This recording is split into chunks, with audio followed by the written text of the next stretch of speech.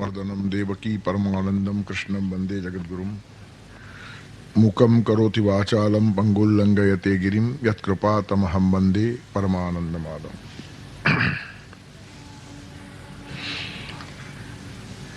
સરસ્વતીના પવિત્ર મંદિરમાં જ્યાં વિદ્યાના જ વાઇબ્રેશન્સ હોય, સંસ્કૃતિના પ્રાણ જ્યાં ધબકતા હોય, આવા એક વાતાવરણમાં સંસ્કૃતિ એટલે જ ગીતા અને ગીતા એટલે જ સંસ્કૃતિ, આવો એક ગ્રંથ સંસ્કૃતિ વિહાર સંસ્થાના ઉપક્રમે આપણે અહીંયા ગીતા વિહાર કરશું. માં સંસ્કૃતિ ખૂબ જ પ્રસન્ન થશે. ભગવાન યોગેશ્વરના આપણને આશીર્વાદ સાંપડશે, કારણ કે ગીતા જગતમાં જાય એનો સૌથી વધારે રસ ગીતાના ગાનારને જ હોય. તેથી વહેલી સવારના ઉઠીને દોડતા દોડતા જ્યારે આપણે અહીંયા આવતા હોઈએ ત્યારે ભગવાનને કેટલો આનંદ થતો હશે કે મારી ગીતાનું શ્રવણ કરવા માટે લોકો આવે છે. તો એ ગીતા સોળે કળાએ અહીંયા ખીલે એની જવાબદારી પરમેશ્વર પોતે જ ઉપાડી લે. અને જે મહામાનવે આ યજ્ઞ શરૂ કર્યો એની આત્મશક્તિ પણ અહીંયા આવીને ઊભી રહે. કોઈ પણ સારી વાતો જગતમાં ચિરંતન એટલા માટે જ થાય છે કે હજારો વર્ષથી જે લોકોએ સારું કામ કર્યું હોય ને તે બધાનું પીઠબળ એને મળે છે. જ્યારે જ્યારે ગીતાની વાત થાય ત્યારે કૃષ્ણ ત્યાં આવીને ઊભા જ રહે. એનું કારણ મારી વાત કહેનાર ને મારી વાત સાંભળનાર, જે મારે કેવું છે તે જગત સુધી પહોંચાડતો હોય તો એની પાછળ જો હું નહીં ઊભો રહું તો કોની પાછળ ઊભો રહીશ? કોઈ પણ કારીગર પોતાના સાધનને બુઠ્ઠું થવા ન દે. સુથાર પોતાના કરવતને બરાબર ધારદાર રાખે. હજામ પણ પોતાનો અસ્ત્રો સજાવીને રાખે.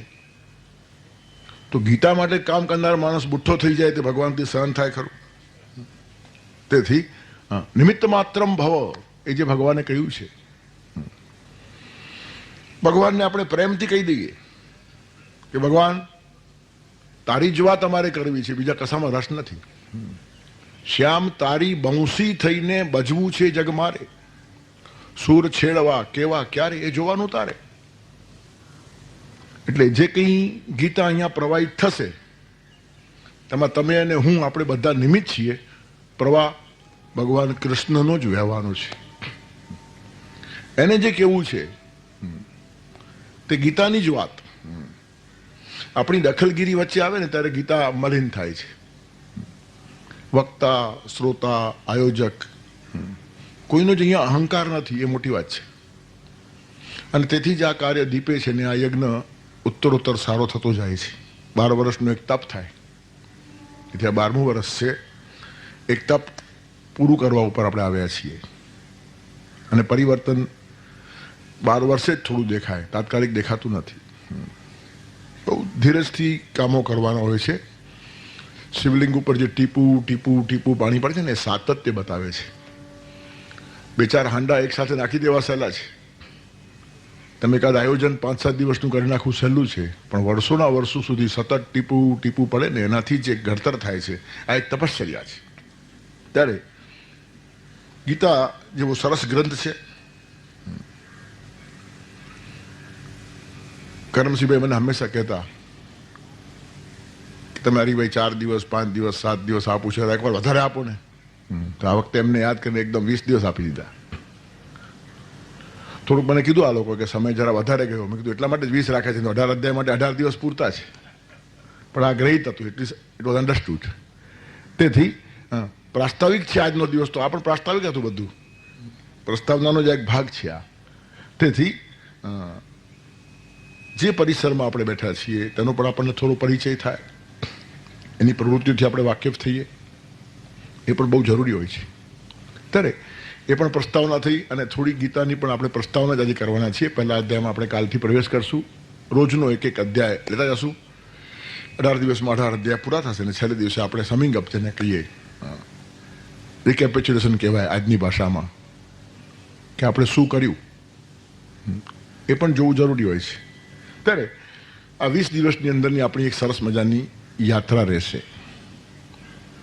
શાંતિભાઈ હમણાં કીધું બોલતા બોલતા કે બધાનો સમન્વય કેમ થાય, બધા ધર્મો કેવી રીતના પાસે આવે. મને લાગે છે ગીતા જ એનું માધ્યમ છે.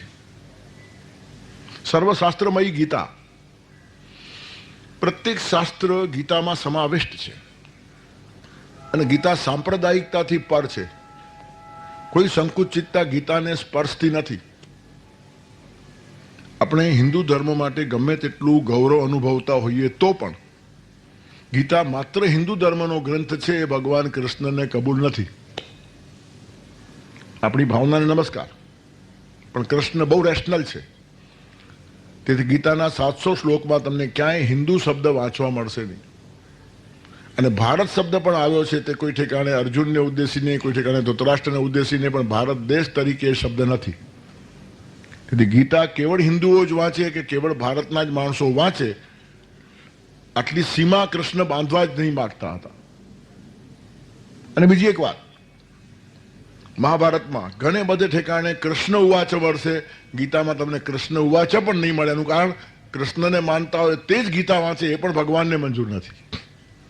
તેથી ગીતાની અંદર શ્રી ભગવાન ઉવાચ.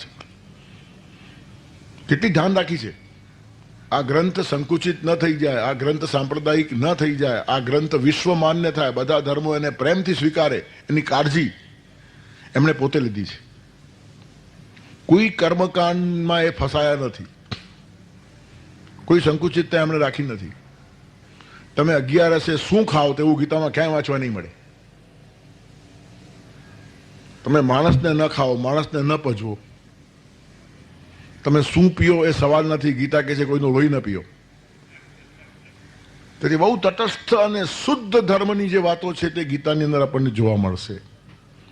અને ખરેખર જીવનની એક ઊંચાઈ આવ્યા પછી આ સામાન્ય વાતો બહુ બટકી લાગે. ભગવાન જ્યારે માણસને મોકલાવે છે ત્યારે માણસને જ મોકલાવે છે. હિન્દુ, મુસલમાન, જૈન, ખ્રિશ્ચન કે બુદ્ધિસ્ટને મોકલતો નથી. કોઈના કપાળ ઉપર લેબલ મારીને મોકલાવે છે. ધર્માંતરનો કોઈ પ્રશ્ન જ નથી અને જરૂર પણ નથી.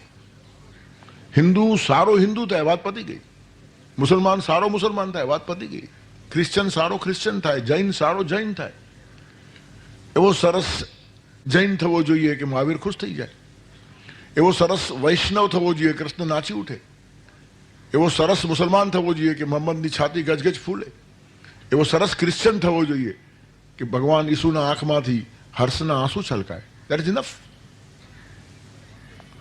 કોઈ ધર્માંતરની જરૂર જ નથી. બગીચામાં બધા જ ફૂલોથી બગીચો શોભે છે. ચંપાને મોગરો બનાવો ને મોગરાને ગુલાબ બનાવો આ ધંધો ત્યાં ચાલતો નથી, આપણામાં જ લેવા દેવા વગરનો ચાલે છે. બધા જ ફૂલોથી બાગની શોભા છે તેમ બધા જ માણસોથી વિશ્વની શોભા છે. ઈશ્વરને ગમે તેવો માણસ થાય, વાત પતી ગઈ. તમારો જે આરાધ્ય દેવ છે એને પ્રસન્ન કરવાની ક્ષમતા રાખો. એટલે ચોક્કસ પ્રકાર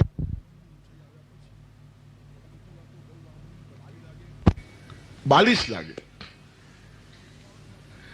ભેદભાવની વાતો જે લોકો કરે છે ને બહુ ઇમેચ્યોર અને અપરિપક્વ માણસો છે. હમણાં જ 2-3 દિવસ માણસામાં તો ગઈકાલે જ આવ્યો.